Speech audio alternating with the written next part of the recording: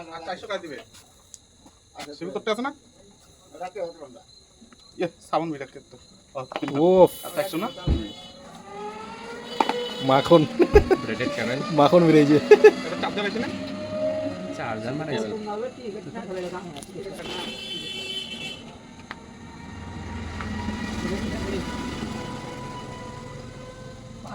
charger এইগুলো আছে হুম দেন না চার্জার না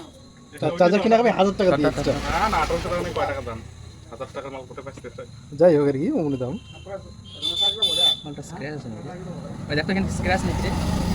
স্ক্র্যাচ আছে হালকা গিয়ে স্ক্র্যাচ আছে নেওয়া যাবে না এটা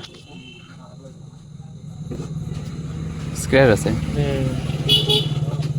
ওর সময় করে নোক টোক বাবা